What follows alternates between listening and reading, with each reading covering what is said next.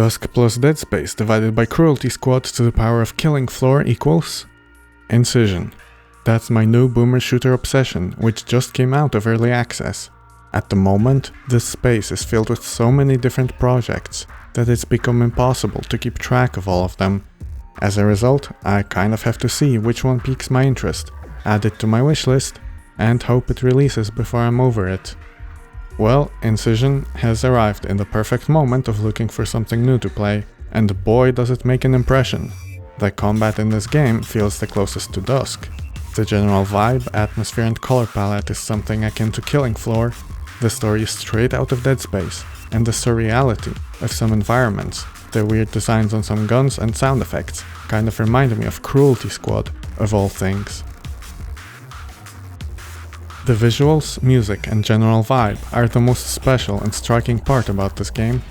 Show me a random screenshot and the chances are it's all either red/pink fleshy things, or brown/yellow rusty industrial heavy machinery, or some combination of the two. This sounds like things might get monotonous, and they sometimes do, a little bit. However, the variety in locales, level design and story context turns it all around at just the right points. A ruined and infested apartment complex suspended in some fleshy void. An industrial factory of meat and blood that might as well exist outside of space and time. And a hallowed underground site of worship towards some ancient cosmic being in deep slumber are the main locations you'll be traversing just in episode 1. And things get really fucking weird later on. If you liked the way Dusk relentlessly subverts expectations and somehow keeps throwing new and cool ideas at you, you'll very much like this game. Hell, the startup sequence alone would be enough to sell me on this game if I hadn't bought it already.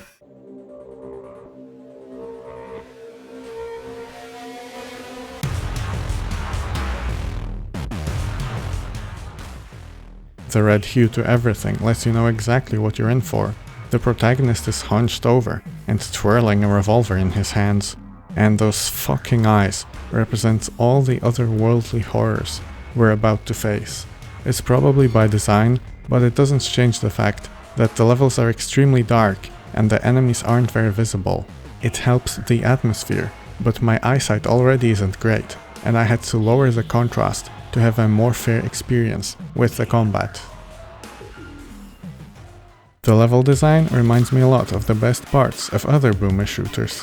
Some levels are fairly linear, with not much interconnectivity, but even those are very winding and feature side rooms to explore. Some have the classic interconnectivity while progressing in some general direction.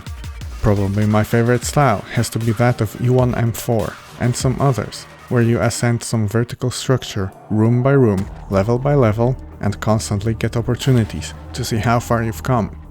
Unfortunately, one problem I have with this type of level is how falling down means a lot of backtracking.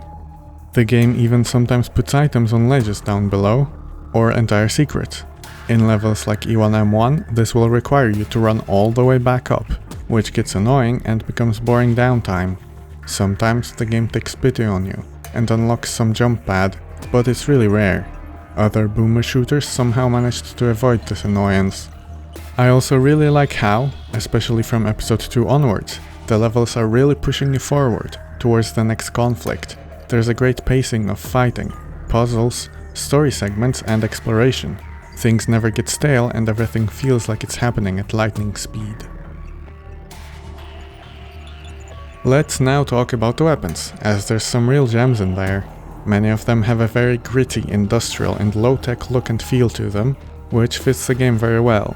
The melee weapon is the spear saw. It's very fast to come out and feels satisfying to cut enemies to pieces, as they even have unique animations for this occasion. It's surprisingly usable, and the only thing I'd change is the sound effect of hitting metal. Sometimes sounds weak and hollow, as if hitting something with a cardboard tube.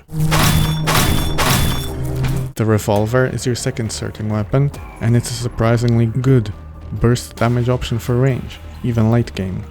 The sound effect is underwhelming again, but it's also the only firearm in the game to require reloading, which severely limits its potency in later levels, but I think that's for the better. Maybe they could have at least given us infinite ammo for this, like in Serious Sam? The pump shotgun is next, and it's underwhelming in so many aspects. The damage output, accuracy, sound feedback. This gun is useful and practical throughout episode 1, where your weapon selection is quite limited, but gets outclassed later. The weird and low quality model, along with the firing sound, remind me of some weapons from Cruelty Squad.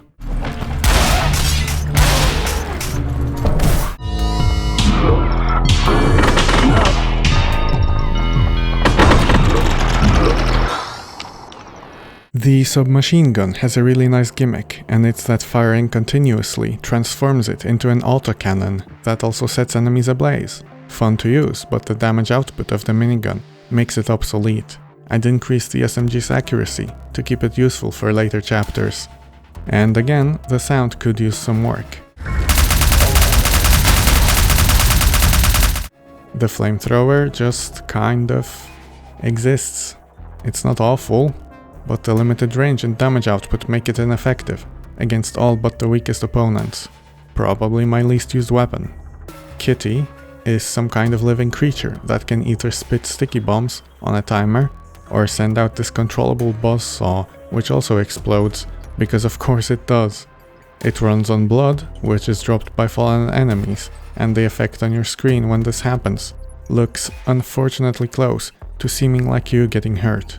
It's a fun weapon, but the amount of time it takes until any damage is dealt makes it a hard sell for me. The minigun is potentially the easiest weapon to use for sustained high DPS, and only ammo availability is what stops it from being your go-to. The Jawbreaker is your super shotgun of the game, boasting 3 barrels. The range is atrocious, but the damage is great.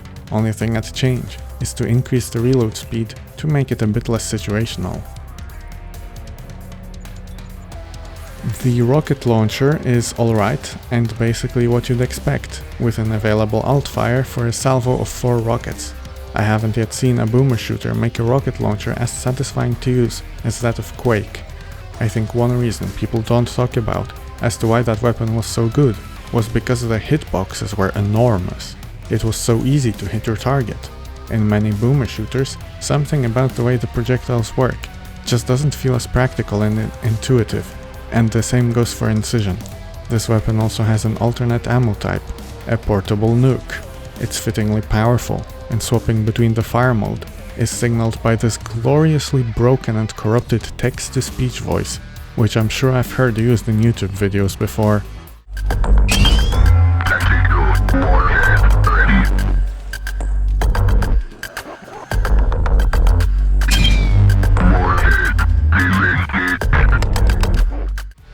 Anyway, the last weapon to discuss is probably my favorite, and that's the railgun. It's disappointingly weak, and its only real strength is the penetration. However, the sound and visual effects are so incredibly good. Who cares that you're tickling the enemies when it feels like you're banishing them to a life as giblets?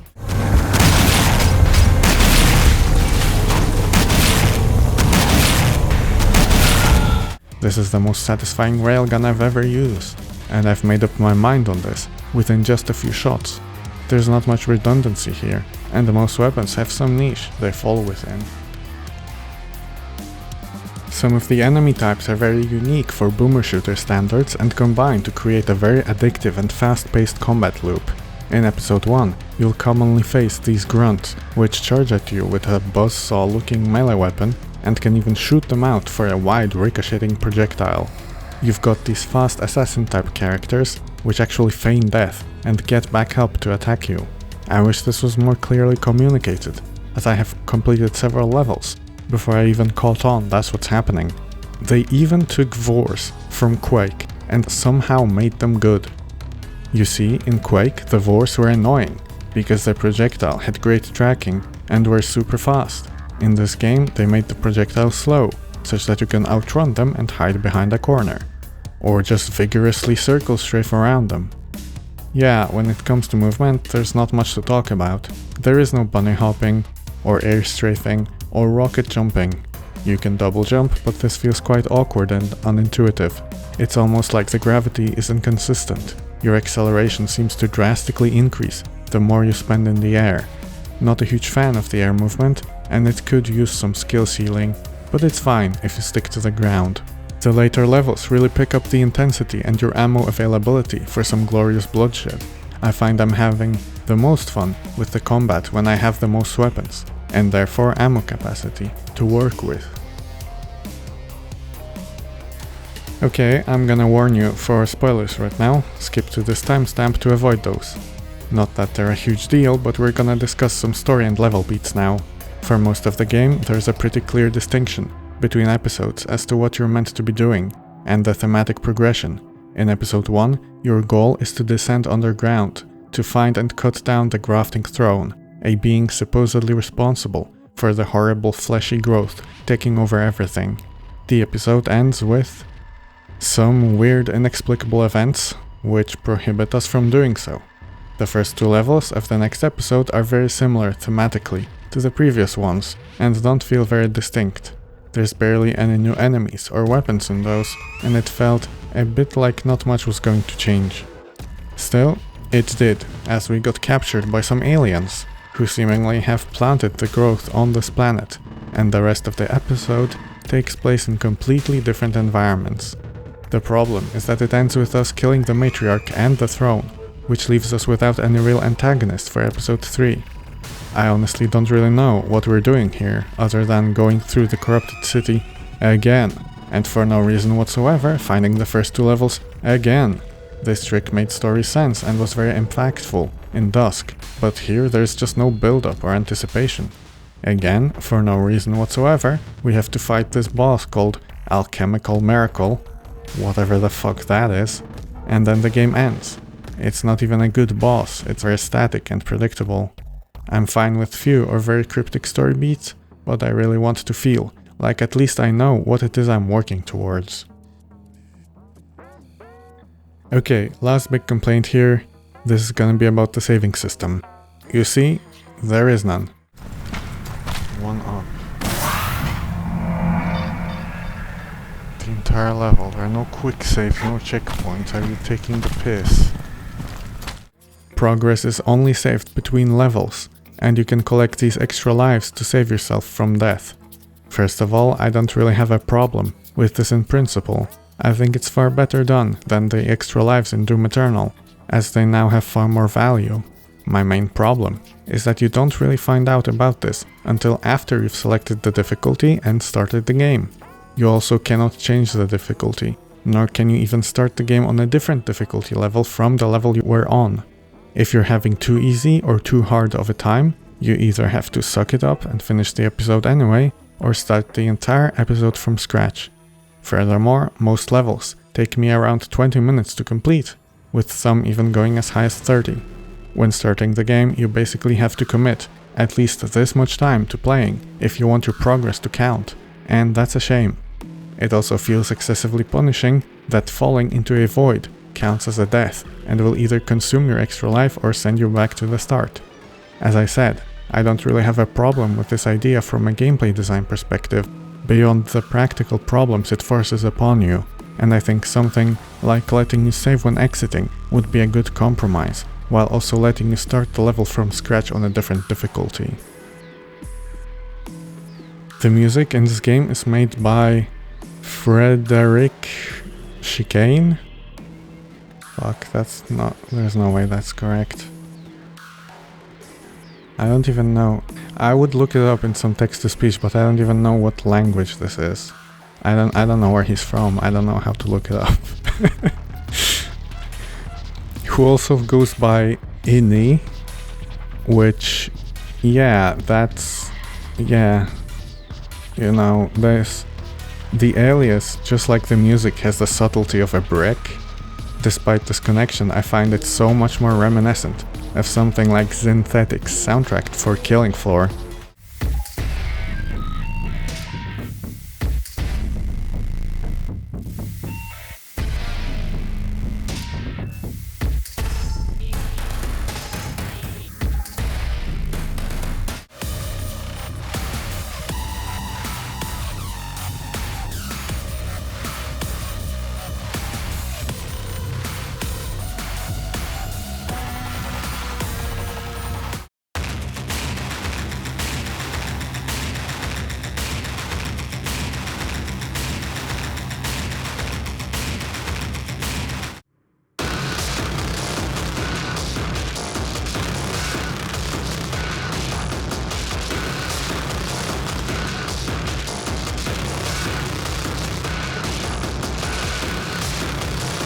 It is brutal, chaotic, unconventional, ugly as sin, and I love it. It suits the game perfectly. Maybe the action strings aren't as immediately recognizable as that of, say, Andrew Hulshult, but it's just so special and crazy and wild. I don't even know what genre this would fit in, other than some really hardcore industrial. Those moments, when the ambient strings fade out and give way to the harsh, heavy riffs, you know things are about to get serious, and I love that feeling.